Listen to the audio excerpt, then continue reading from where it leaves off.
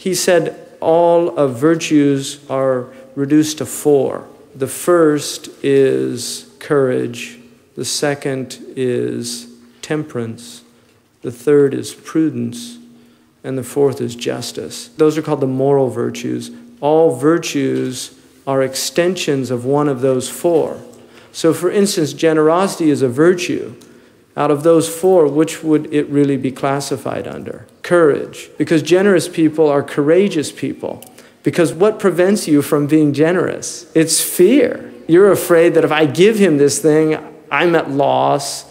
If I give him this money, I won't have any money. So it's only fear that prevents you from being generous. So generous people are actually courageous people. They're courageous with their money.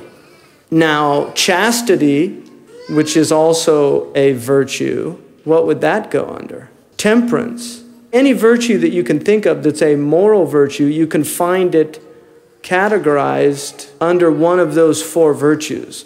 And the Prophet ﷺ, kana ashja' an-nas, he was the most courageous of men, which meant he was also the most generous of men. So he was not only courageous in battle, but he was courageous in wealth. Now look at the Quran. What does Allah link in the Quran? Inna Allah ashtara min al-mu'minin anfusahum wa amwalahum bi anna lahum al-jannah.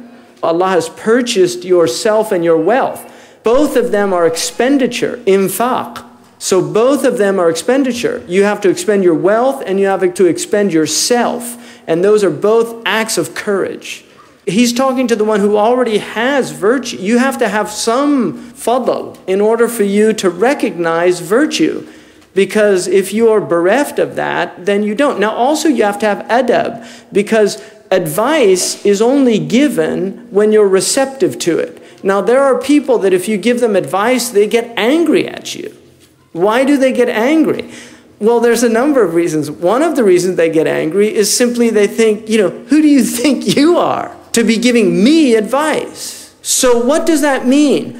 That person feels one of 2 things. Either you're beneath him or you're equal to him or her, and therefore you have no right.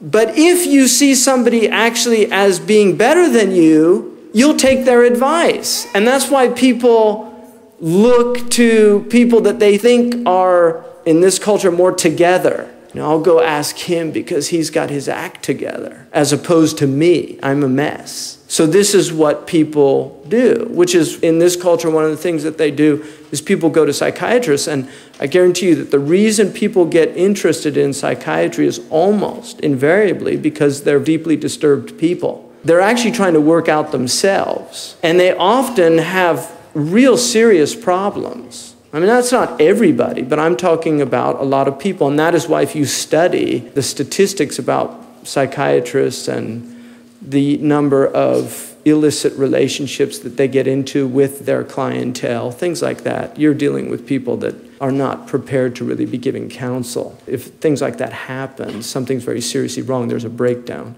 So when you give advice, one of the things about adab, and this is really interesting to me, adab is the ability to know the place of things and to give things their proper due. So it's really translated as comportment, or a type of discipline in which you recognize where things belong. And part of recognizing where things belong is to recognize where you belong in relation to social hierarchies. I mean, one of the things that this culture almost never talks about, it talks about civil rights a lot, or human rights, but it rarely, in fact, I don't think it's ever mentioned the idea of social rights. Is your right to have equality in society, you see, because that's a quote-unquote ideal of democracy. People are equal, but in fact, they're not. In this culture, it's very clear that there are social hierarchies. And if you fall at the bottom of one, woe unto you if you try to crash the party of a higher rank in society. So social rights are never talked about.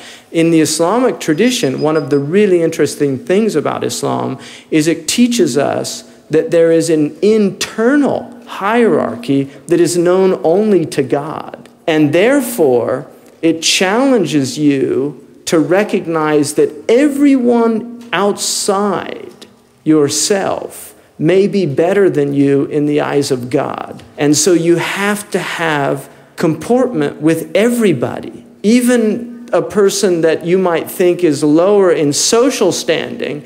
They could be higher in spiritual standing. And this is why you had kings at the doors of beggars in the history of Islam. There's no other religion that I know of that has that quality, where you had literally kings at the doors of beggars asking for their prayers. The other thing that is really interesting is in this culture, you won't get people from Black Hawk or from Los Gatos going to church in East Oakland. It's just not the way the society works. And yet in the Muslim world, the richest man could pray next to the most impoverished man in the same prayer line. And it's always been like that. And that is something really unusual about Islam, is it creates a true brotherhood. There's a recognition that people have things in the world that Allah has given them and other people lack those things.